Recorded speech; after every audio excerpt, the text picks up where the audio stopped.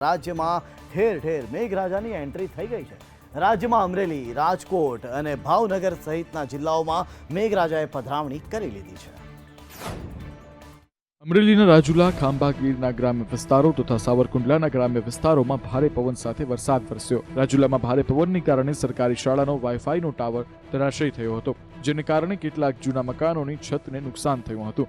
સવારથી વાદળછાયા વાતાવરણ વચ્ચે વરસાદનું આગમન થયું હતું। અસહ્ય ગરમી બાદ વરસાદ પડતા વાતાવરણમાં ઠંડક પણ પ્રસરી છે, જ્યારે સૌરાષ્ટ્રના મોટા ભાગના વિસ્તારોમાં ધોધમાર વરસાદ પડ્યો છે। હવામાન વિભાગે આગામી 11 થી 17 તારીખ સુધી વરસાદ પડવાની આગાહી કરવામાં આવી છે। હવામાન વિભાગ અને તરઘડિયા કૃષિ માહિતી કેન્દ્ર દ્વારા વરસાદની આગાહી કરવામાં આવી છે। ભાવનગરના પાલીતાણાના શહેરી અને ગ્રામ્ય વિસ્તારોમાં વરસાદ વરસ્યો હતો। રાજકોટના જેતપુર તાલુકા અને પ્રેમગઢના આસપાસના ગામોમાં પણ વાવણી લાયક વરસાદ થયો, જેથી ખેડૂતોમાં ખુશીની લહેર છવાઈ છે। તો સૌરાષ્ટ્ર સહિત સમગ્ર ગુજરાતમાં છેલ્લા કેટલાક સમયથી અંગ રજાડતી ગરમી પડી રહી છે।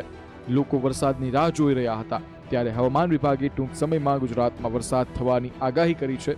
તો સાથે સાથે જણાવ્યું છે કે ગુજરાતના કેટલાક જિલ્લાઓમાં પ્રી મોન્સૂન એક્ટિવિટીને પગલે હાલ વરસાદ થઈ રહ્યો છે।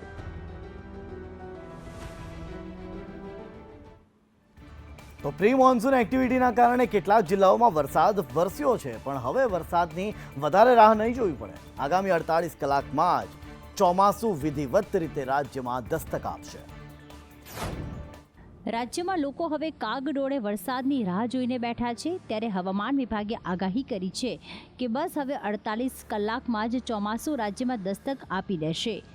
આવનારા 48 કલાકમાં ચોમાસું દક્ષિણ ગુજરાતમાં પ્રવેશી શકે છે। ગુજરાતમાં હજુ આગામી 7 દિવસ વરસાદની આગાહી કરવામાં આવી છે।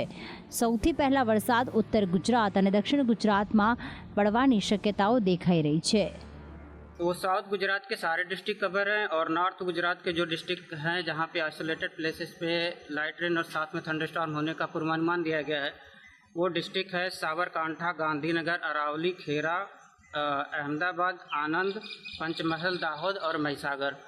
और कल की बात करेंगे तो कल के लिए साउथ और नॉर्थ गुजरात दोनों जगह के लिए आइसोलेटेड प्लेसेस पे लाइट रेन होने का पूर्वानुमान दिया गया है। और जो डिस्ट्रिक्ट है जहाँ पे लाइट रेन होने का पूर्वानुमान और साथ में थंडरस्टॉर्म की वार्निंग दी गई है, वो डिस्ट्रिक्ट हैं साबरकांठा, अरावली, पंचमहल, दाहोद, महिसागर और साउथ गुजरात के सारे डिस्ट्रिक्ट कवर हैं। ઉત્તર ભારતમાં મધ્યપ્રદેશ, ઉત્તર પ્રદેશ, દિલ્હી, હરિયાણા હાલ હીટ વેવનો સામનો કરી રહ્યા છે, પરંતુ આ વચ્ચે મુંબઈમાં ઠંડક પ્રસરી છે। દક્ષિણ પશ્ચિમ ચોમાસું ધીમે ધીમે મજબૂત થતા અન્ય રાજ્યોમાં પણ એક્ટિવ થવા લાગ્યું છે। કેરળ બાદ હવે મુંબઈમાં ચોમાસું સમય કરતા 2 દિવસ પહેલા પહોંચી ગયું છે। તેના કારણે મુંબઈની સાથે સાથે આજુબાજુના વિસ્તારોમાં પણ મુશળધાર વરસાદ થયો છે। વરસાદથી લોકોને ભીષણ ગરમીમાંથી રાહત તો મળી છે, પરંતુ ઠેર ઠેર રોડ રસ્તા પર પાણી ભરાતા લોકોને હેરાનગતિ પણ ભોગવવાનો વારો આવ્યો હતો। આઈએમડીના કહેવા પ્રમાણે ભારે વરસાદના કારણે પાલઘર જિલ્લામાં રસ્તાનો એક ભાગ ધસી પડ્યો છે, જેના કારણે મુંબઈ અમદાવાદ નેશનલ હાઈવે પર 4 કલાકથી વધારે સમય સુધી વાહન વ્યવહાર પ્રભાવિત રહ્યો। તો વિક્રોલીમાં એક સ્લેબ પડી ગયો હતો, તેની નીચે દબાઈ જવાથી 2 લોકોના મોત થયા હતા। તમને જણાવી દઈએ કે આ વખતે મહારાષ્ટ્રમાં ચોમાસું સમય પહેલા આવી ગયું છે, જ્યાં અગાઉ ચોમાસું મહારાષ્ટ્રના આસપાસના વિસ્તારોમાં 15 જૂન સુધીમાં પહોંચતું હતું। આ વખતે તેનું આગમન 1 સપ્તાહ વહેલું થઈ ગયું છે। મહારાષ્ટ્રની સાથે ગુજરાતમાં પણ વરસાદની એન્ટ્રી વહેલી થાય તો નવાય નહીં। વડાપ્રધાન મોદીની અધ્યક્ષતામાં આજે મળેલી એનડીએ સરકારની પહેલી કેબિનેટ બેઠકમાં પ્રધાનમંડળના સભ્યોને વિવિધ ખાતાઓની ફાળવણી કરવામાં આવી છે। એનડીએ ગઠબંધન સરકારના 71 પ્રધાનોએ શપથ લીધા, તેમાંથી 30 કેબિનેટ મંત્રીઓ છે, 5 પાસે સ્વતંત્ર હવાલો અને 36 રાજ્યમંત્રી છે। નીતિન ગડકરીને માર્ગ અને પરિવહન વિભાગ, અમિત શાહને ગૃહ મંત્રાલય, રાજનાથસિંહને રક્ષા મંત્રાલય, એસ જયશંકરને વિદેશ મંત્રી બનાવવામાં આવ્યા છે।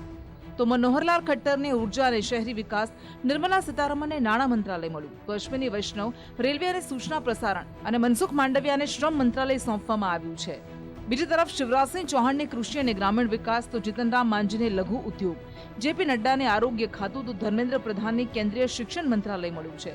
તો ચિરાગ પાસવાનને ફૂડ પ્રોસેસિંગ, જ્યારે રામમોહન નાયડુને નાગરિક ઉડ્ડયન, ભૂપેન્દ્ર યાદવને પર્યાવરણ અને અન્નપૂર્ણા દેવીને મહિલા અને બાળ વિકાસ મંત્રાલય સોંપાયું છે। ગજેન્દ્ર શેખાવતને સંસ્કૃતિ અને પ્રવાસન, કિરણ રિજિજુને સંસદીય બાબતો, સર્બાનંદ સોનોવાલને પોર્ટ અને શિપિંગ, પ્રહલાદ જોશીને ગ્રાહક સુરક્ષા મંત્રાલય મળ્યું છે. હરદીપસિંહ પુરીને પેટ્રોલિયમ, એચ.ડી. કુમારસ્વામીને ભારે ઉદ્યોગ અને સ્ટીલ, જ્યોતિરાદિત્ય સિંધિયાને ટેલિકોમ અને ગિરિરાજસિંહને કાપડ મંત્રાલય સોંપાયું છે. પિયુષ ગોયલને વાણિજ્ય, સી.આર. પાટીલને જળશક્તિ, અર્જુન મેઘવાલને કાયદા અને લલનસિંહને પંચાયતી રાજ અને ફિશરી મંત્રાલય મળ્યું છે. પીએમ મોદીના કેબિનેટ મંત્રીમંડળમાં ગુજરાતના 6 મંત્રીઓનો સમાવેશ કરવામાં આવ્યો છે, જેમાં 5 કેબિનેટ કક્ષાના અને 1 રાજ્ય કક્ષાના મંત્રીનો સમાવેશ થાય છે. મોદીની અધ્યક્ષતામાં કેબિનેટની બેઠક મળી, જેમાં વિવિધ મંત્રીઓને તેમના ખાતાની ફાળવણી કરવામાં આવી. પીએમ મોદીના મંત્રીમંડળમાં 72 મંત્રીઓનો સમાવેશ થાય છે, જેમાં 30 કેબિનેટ મંત્રી, 5 સ્વતંત્ર પ્રભારી અને 36 રાજ્ય મંત્રી છે.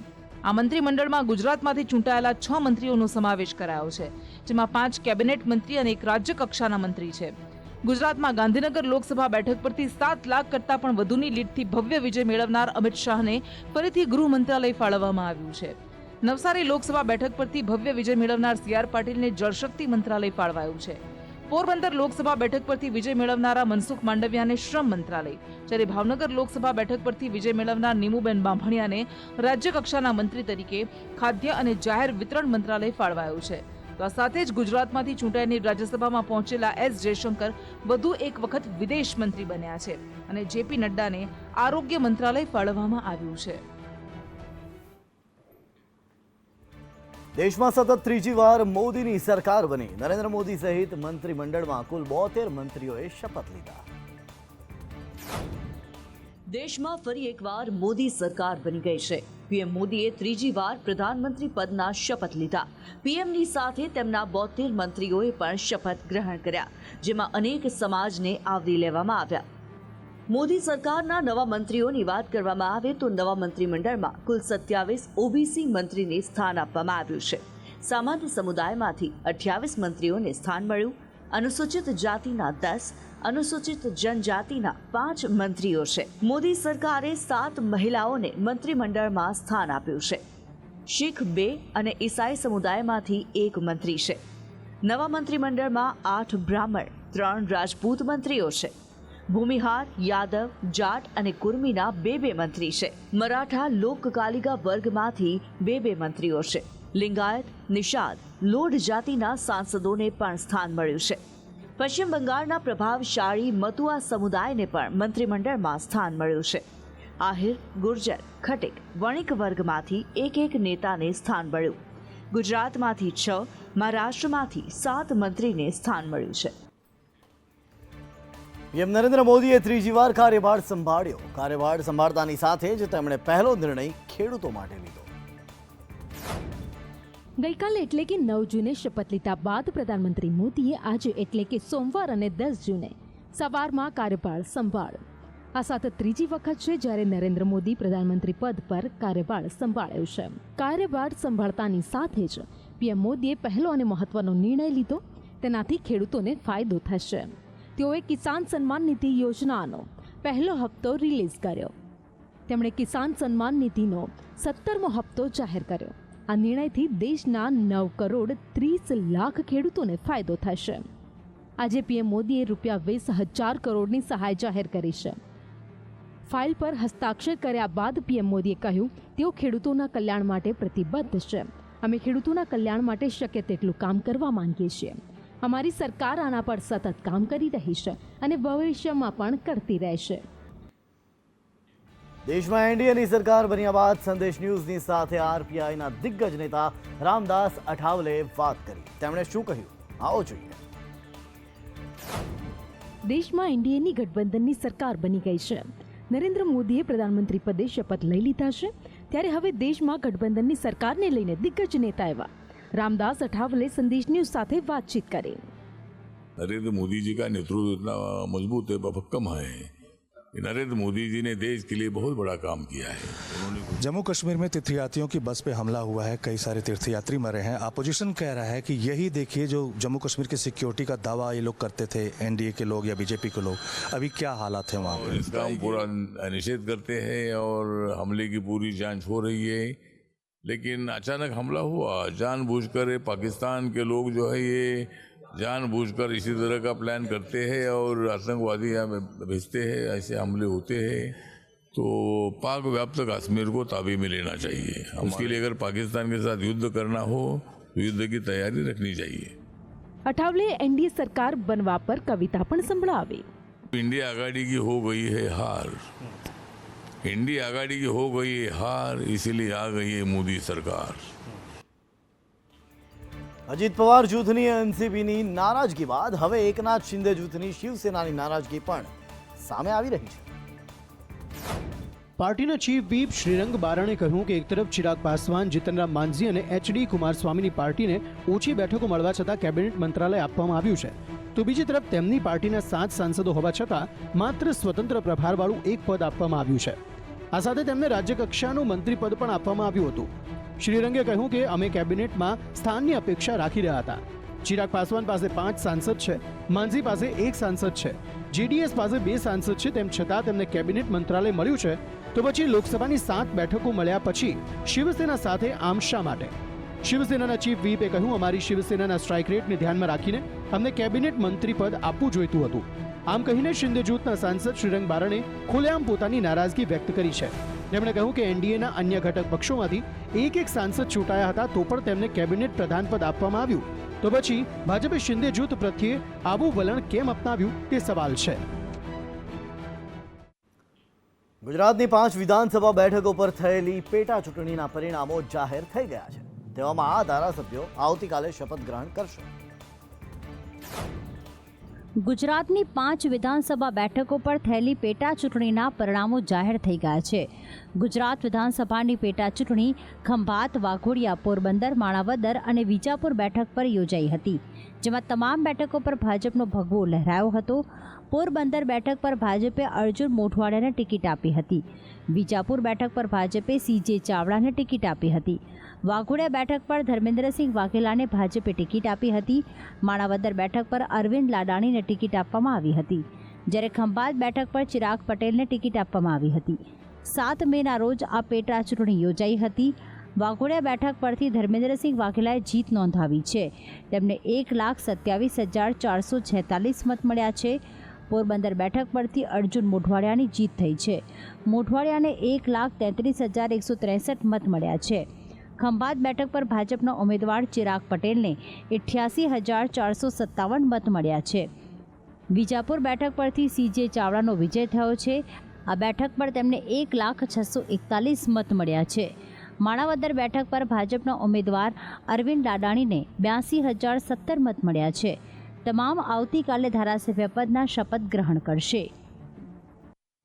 જ્યાં દર્દીઓના જીવન મરણ વચ્ચે ઝોલા ખવાઈ રહ્યા છે, ત્યાં નિયમોના ધજાગરા ઉડાવતા બીજે મેડિકલમાં મ્યુઝિક શોનું આયોજન કરવામાં આવ્યું।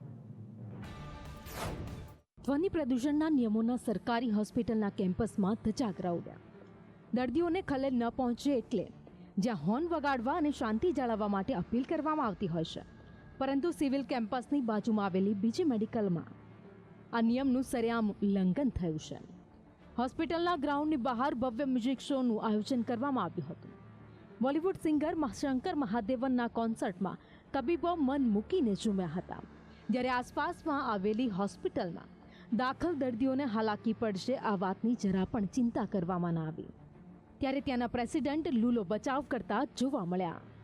હા, પણ અમારું જે પેશન્ટનું વોર્ડ છે ને એ અમારું જે ડિસ્ટન્સ હોવું જોઈએ એના કરતાં દૂર છે, એટલે એ લોકો મેઝરમેન્ટ લઈ અને પરમિશન આપે છે। 24 કલાક પહેલાં પોલીસ પરમિશન આપી હોય છે। ઘડી બે ઘડીની મજા માટે તબીબોએ સાયલન્ટ ઝોનમાં મ્યુઝિક કોન્સર્ટ યોજીને દર્દીઓની વેદના ભૂલી ગયા હતા, ત્યારે સવાલ એ થાય છે કે ધ્વનિ પ્રદૂષણ રહિત વિસ્તારમાં કાર્યક્રમનું આયોજન કરવા માટે કોણે મંજૂરી આપી હતી?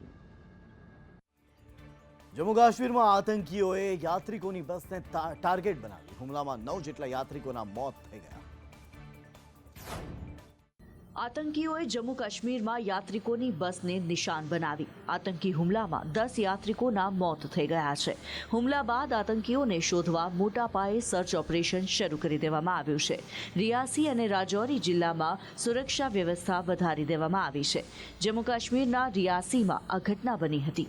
ઘટનાને જોતા રાજૌરીમાં એલર્ટ તો જંગલ વિસ્તારોની ઘેરાબંધી કરી દેવામાં આવી છે. ગઈકાલે આતંકીઓએ શ્રદ્ધાળુઓની બસ પર હુમલો કર્યો હતો. બસ શિવખોડીથી કટરા જતી હતી. તે દરમિયાન બસને નિશાન બનાવી તેના પર હુમલો કરવામાં આવ્યો. બસ પર 25 થી 30 રાઉન્ડ ગોળીઓ ફાયર કરવામાં આવી. અંધાધૂંધ ગોળીબારમાં 10ના મોત થયા, જ્યારે 30 થી વધુ લોકો ઘાયલ થયા છે. ભારે ગોળીબારથી ડ્રાઈવરે કાબુ ગુમાવતા બસ ખીણમાં ખાબકી અને લોકોના મોત થઈ ગયા. લાલ મફલર પહેરેલા આતંકી હોવાનું પીડિતોનું કહેવું છે. પ્રવાસીઓના નિવેદનના આધારે હાલ તપાસ હાથ ધરવામાં આવી છે. જાણવા મળ્યું છે કે બસમાં ઉત્તર પ્રદેશ અને દિલ્હીના પ્રવાસીઓ હતા. જો કે મૃતકોમાં 3 મહિલાઓનો પણ સમાવેશ થાય છે. અમદાવાદ મ્યુનિસિપલ કમિશનર આકરા પાણીએ છે. મ્યુનિસિપલ કમિશનરે 34 એસ્ટેટ વિભાગના અધિકારીઓને નોટિસ મોકલી.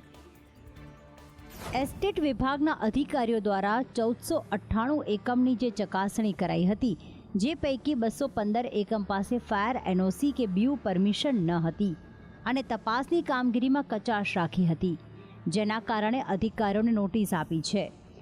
ટીઆરપી ગેમ ઝોનની ઘટનાના પગલે હાઈકોર્ટે સુઓ મોટો લીધી હતી. સુઓ મોટોની સુનાવણી દરમિયાન હાઈકોર્ટ દ્વારા ગુજરાતના મુખ્ય મહાનગરપાલિકાના કમિશનર પાસે બ્યુ પરવાનગી અને ફાયર એનઓસી મુદ્દે રિપોર્ટ માંગવામાં આવ્યો હતો. રાજકોટ ટીઆરપી અગ્નિકાંડ બાદ અમદાવાદ મહાનગરપાલિકા તંત્ર સફાળું જાગ્યું છે. અમદાવાદ મહાનગરપાલિકાના કમિશનર એમ થેન્નારસન દ્વારા 34 એસ્ટેટ અધિકારીઓ સામે શોકોઝ નોટિસ અને ચાર્જશીટ દાખલ કરવા આદેશ આપ્યા છે. ફાયર એનઓસી અને બ્યુ પરવાનગી વગર શહેરમાં ચાલી રહેલા બાંધકામ મુદ્દે આ નોટિસ અપાઈ છે. કમિશનરના આકરા વલણના કારણે પાલિકાના કર્મચારીઓમાં હડકંપ મચી ગયો છે. અમદાવાદ શહેરમાં યુદ્ધના ધોરણે વિભાગો દ્વારા school, mall, multiplex, game zone, amusement park સહિત મોટા એકમમાં તપાસ હાથ ધરાઈ હતી. બુલેટિનમાં આગળ વાત કરીએ ફ્રાન્સની. તો ફ્રાન્સમાં રાષ્ટ્રપતિ ઇમેન્યુઅલ મેક્રોને ચોંકાવનારું પગલું ભર્યું છે અને આ પગલું છે વિસર્જન. ઇમેન્યુઅલ મેક્રોને નેશનલ એસેમ્બલીનું વિસર્જન કર્યું છે. તેમણે યુરોપિયન સંસદની ચૂંટણીમાં પાર્ટીની મોટી હાર જોયા બાદ આ નિર્ણય લીધો છે. એક્ઝિટ પોલ્સ અનુસાર રવિવારે યોજાયેલી યુરોપિયન સંસદીય ચૂંટણીમાં મેક્રોનની રેનિસા પાર્ટી મરીન લે પેનની દક્ષિણપંથી પાર્ટી નેશનલ રેલી સામે હારી રહી છે. એક્ઝિટ પોલના અંદાજ મુજબ નેશનલ રેલીને 31.50% વોટ મળી રહ્યા છે, જ્યારે રેનિસા પાર્ટીને માત્ર 15.20% વોટ મળી રહ્યા છે. સોશિયલિસ્ટ પાર્ટી 14.3% મતો સાથે ત્રીજા સ્થાને રહી શકે છે, જ્યારે ફ્રાન્સમાં ચૂંટણીની જાહેરાત કરવામાં આવી છે. 30 જૂન અને 7 જુલાઈએ મતદાન થશે. એક્ઝિટ પોલ બહાર આવ્યા પછી નેશનલ રેલીના નેતા જોર્ડન બાર્ડેલાએ મેક્રોનને સંસદ ભંગ કરવાની હાકલ કરી હતી. એક્ઝિટ પોલ આવ્યાના થોડા કલાકો બાદ જ મેક્રોને રાષ્ટ્રીય સંબોધનમાં સંસદ ભંગ કરવાની જાહેરાત કરી હતી. આ પરિણામો સરકાર માટે વિનાશક છે. હું તેને અવગણી શકતો નથી તેવું નિવેદન પણ આપ્યું. વધુમાં કહ્યું કે મેં સંસદ ભંગ કરી દીધી છે. હવે તમારી પાસે તમારું રાજકીય ભવિષ્ય પસંદ કરવાનો વિકલ્પ છે. મને ખાતરી છે કે તમે સાચો નિર્ણય લેશો. નરેન્દ્ર મોદીએ રવિવારે ત્રીજી વખત ભારતના વડાપ્રધાન પદ પર બિરાજમાન થશે, જેને લઈને અનેક લોકોએ અભિનંદન પાઠવ્યા છે. જ્યારે ગઈકાલે વડાપ્રધાન મોદીએ એક દેશના પ્રધાનમંત્રીના 4 દિવસ બાદ અભિનંદન સ્વીકાર્યા હતા. આ અભિનંદન કેનેડાના વડાપ્રધાન જસ્ટિન ટ્રુડો તરફથી હતા, જેમણે ભારત પર નિજ્જરની હત્યા કરવાનો આરોપ લગાવ્યો હતો. ટ્રુડોએ 6 જૂને મોદીને ચૂંટણી જીતવા બદલ અભિનંદન પાઠવ્યા હતા. તેમણે લખ્યું હતું કે કેનેડા બંને દેશો વચ્ચેના સંબંધોને મજબૂત કરવા પીએમ મોદીની સરકાર સાથે કામ કરવા તૈયાર છે. અમે માનવ અધિકાર, વિવિધતા અને કાયદાના પાલન પર કામ કરીશું. મોદીએ 4 દિવસ પછી ગઈકાલે આનો જવાબ આપ્યો હતો. ટ્રુડોના ટ્વીટના જવાબમાં મોદીએ લખ્યું હતું કે તમારા અભિનંદન બદલ આભાર. ભારત પરસ્પર સમજણ અને એકબીજાની ચિંતાઓનું સન્માન કરીને કેનેડા સાથે કામ કરવા તૈયાર છે. હકીકતમાં કેનેડામાં થઈ રહેલી ભારત વિરોધી ગતિવિધિઓ સામે ભારત સતત વાંધો ઉઠાવી રહ્યું છે, જ્યારે કેનેડા અભિવ્યક્તિની સ્વતંત્રતાના નામે તેમની સામે પગલાં લેતું નથી. પોતાના જવાબ દ્વારા નરેન્દ્ર મોદીએ ફરી એ વાતનો પુનરોચ્ચાર કરવાનો પ્રયાસ કર્યો છે કે કેનેડા અને ભારતે સંબંધો સુધારવા માટે એકબીજાની ચિંતાઓને સમજવી પડશે. ટ્રુડો અને મોદી વચ્ચે આ વાતચીત ત્યારે થઈ જ્યારે થોડા દિવસો પહેલા કેનેડાની સંસદીય પેનલે ભારતને તેના માટે બીજો સૌથી મોટો ખતરો ગણાવ્યો હતો.